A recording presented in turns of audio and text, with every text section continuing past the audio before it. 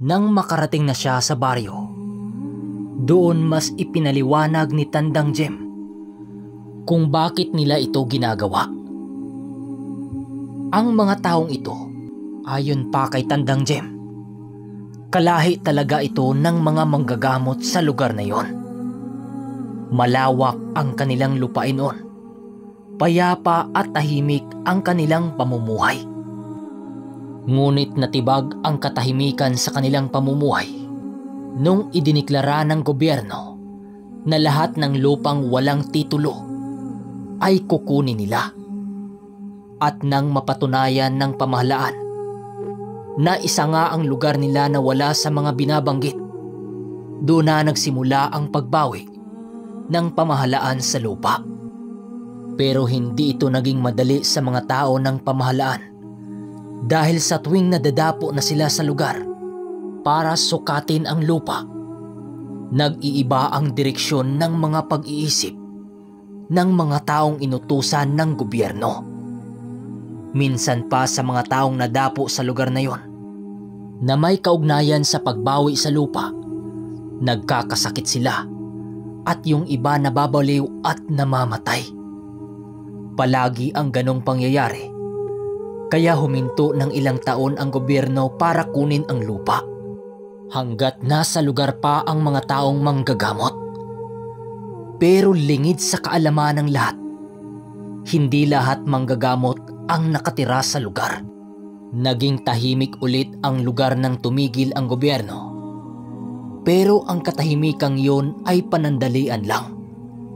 Dahil muling sumiklab ang gulo nang may mga militar na dumating sa lugar ng mga manggagamot na kayang kontrahin ang karunungan nito.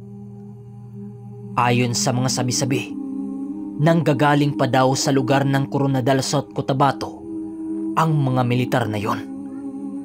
Bukod sa mga armas nitong dala, may natatanging karunungang lihim din ang mga militar, dahilan para mapaalis ang mga manggagamot kasama ang mga ordinaryong tao.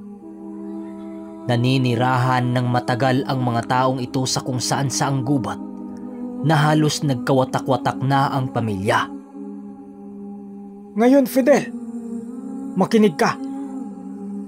Biktima ng pang-api mula sa pamahalaan ang mga taong ito. Sa kagustuhan nilang marinig, ay bumubuo sila ng grupo ng kinakatakutan nila ngayon. Pero alam mo ba, na halip na sumama sila sa mga rebelde, ay gumawa ito ng grupong nagtataglay ng hindi mapaliwanag na kakayahan na hindi gumagamit ng baril. Halos 1 dekada ang proseso nilang binubuno upang mataglay ang ganitong aral at karunungan.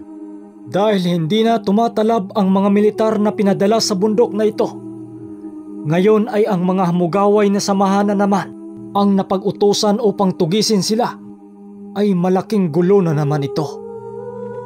Maaring natabunan na ang iyong pangunawa dahil sa mga pinuno mong nakipagsabuatan sa pamahalaan.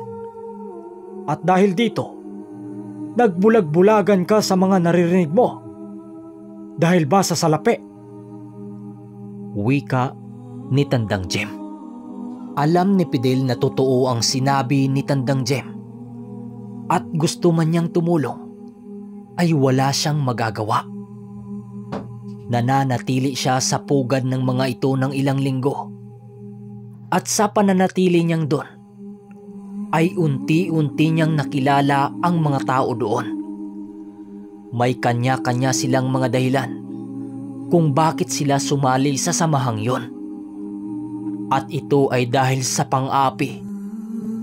Matapos ang ilang linggong pananatili sa lugar na yon, pinakawalan siya ng mga ito at pinapabalik siya sa samahang humawak sa kanya. Agad niyang kinausap ang pangkat ni Bros at laking gulat nila sa mga sinabi niya. Sinabi niya sa mga ito ang nais ni Tandang Jem at agad naman nila itong sinalungat.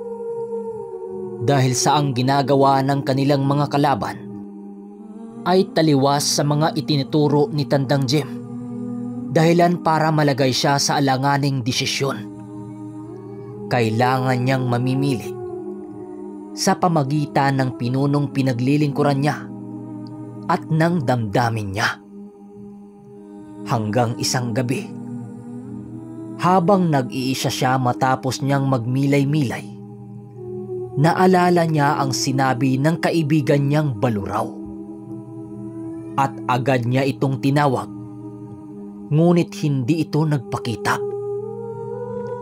Bagaman ganun na ang nangyayari, kinausap pa din niya ito sa pag-asang makakakuha siya ng kasagutan sa kanyang mga tanong. At sa hindi inaasahang pangyayari, ay sinagot siya ng kaibigan niya sa pamamagitan ng panaginip. Nagising siya nang tinawag ng isang boses ang kanyang pangalan. Gumising ka. Wika nito ng ilang ulit. At nang imulat niya ang kanyang mga mata, ay nakita niya ang kanyang sariling nakatayo sa malawak na damuhan. At muli ay nagsalita ang nilalang ng, Nakikita ko sa iyo na naguguluhan ka sa mga nangyari. Ang tanging may papayo ko lang sa iyo ay gawin mo sa tingin mo kung ano ang tama. Fidel, wala mang sino mang magdidikta sa desisyon mo. Maaari kaming magpayo, ngunit pasya mo pa rin ang masusunod. Kaya gawin mo ang nararapat sa iyong sarili. Wika nito. Ngunit paano ko naman gawin yon? Hindi ko nga alam kung saan ako papanig. Sa samahang pinaglilingkuran ko ba? O sa mga taong humihingi ng hustisya? Tugon niya sa Baluraw. Kagaya ng sinabi ko, Fidel, piliin mo ang desisyong makakabuti sa pangkalahatan. Muling tugon nito at agad nang naglaho. Kinabukasan ay ipinag-uutos na ng mga pinuno ng mga hamugaway na samahan na simula na ang paglusob sa grupong yon. Agad niya itong sinalungat dahil bukod sa kukunti lamang sila sa grupong yon, hindi rin niya nakita ang dahilan kung bakit pati ang samahang yon pumayag sa utos ng gobyerno. Hanggang sa dumating na sa puntong nakipagbangayan na siya sa nakakataas ng kanilang samahan, dahilan para pagbantaan silang papatayin sila kapag hindi sila sumunod sa utos nito. Dahil maging sila Bruce, hindi pumayag sa gusto ng pinuno ng mga hamugaway. Ang mga hamugaway o manggagaway ay napakabagsik nito kumpara sa mga dibinong nilalang sa kanan. Kalahating kanan ang mga ito at kalahating kadiliman. Ngunit napakabagsik nito pagdating sa labanang panlilinlang. Huwag niyong ipagmamalaking kaya niyo na kami dyan sa mga karunungan niyo.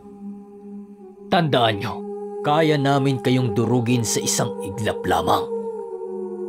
Wika ng pinuno ng samahan ng mga hamugaway. Hanggang sa gabi, tuluyan na silang tumakas mula sa mga kamay ng samahang yon. Wala silang pagsisisi sa ginawa nila dahil pinanindigan nila ang sa tingin nila ay tama. At ito ay pumanig sa panig ng mga taong kinawawa at inapi. Lumipas lang ang mga araw. Tinungo nila ang pugad ng grupo nila Tandang Jem. Pagdating nila sa pugad, agad silang hinuli ng mga ito at iniharap kay Tandang Jem. At sa pag-uutos nito, pinakawalan sila. Kinausap silang siyam tungkol sa kaugnayan sa pangkat nila at napag-alaman nila na si Tandang Jem pala talaga ang nagbuo sa pangkat na ito. sa layuning magtanggol sa mga inapi laban sa mga nang-api. Dagdag pa nito na ang nakasagupan nila ay mga huwad na ibang grupo ng mga antingero na tinuturuan niya noon.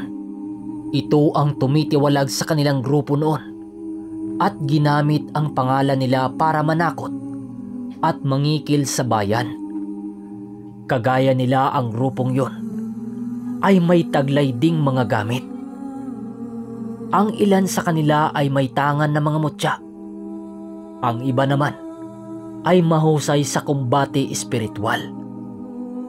Ngunit ang pinakamagandang gamit ng mga ito ay ang kanilang natatanging sa bulag, na kapag natapat ka sa dilim ay agad kang maglalaho sa paningin ng mga kalaban, may mga kalaman man ito o wala.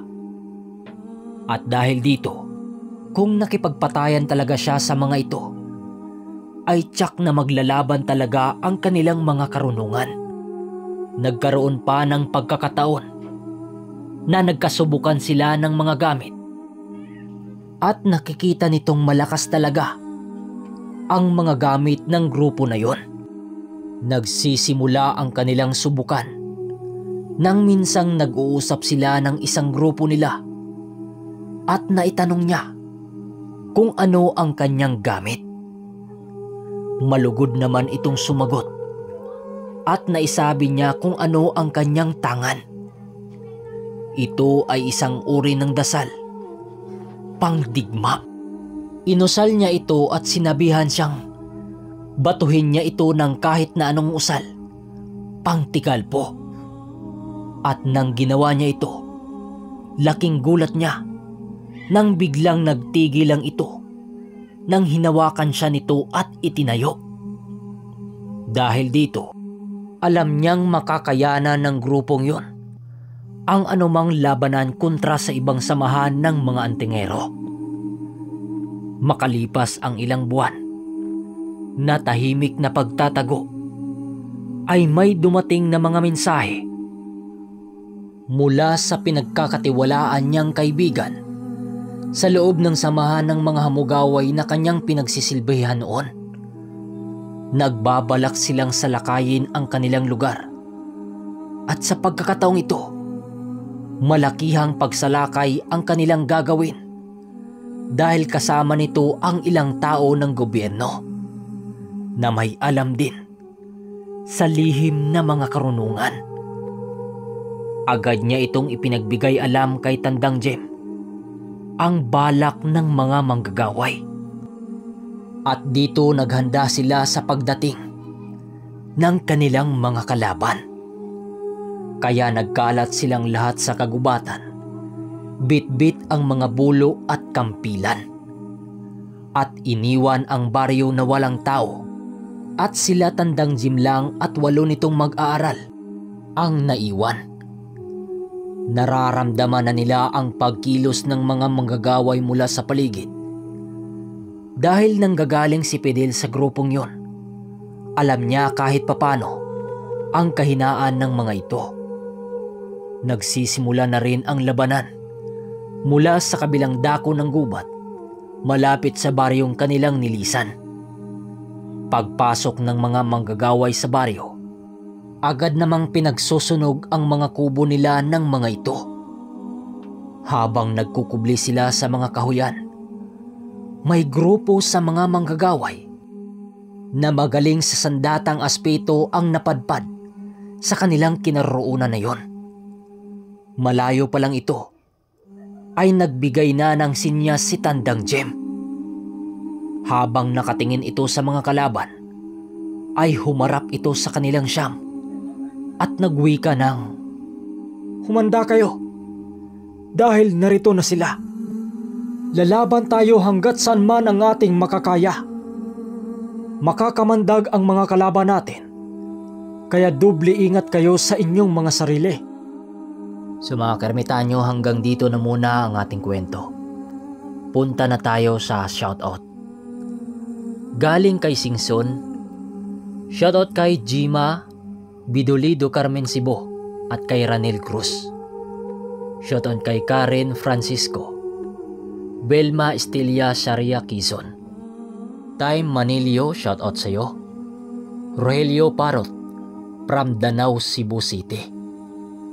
Shin Manunulat, shoutout daw kay Marjon Mob ng Montalban, Rizal.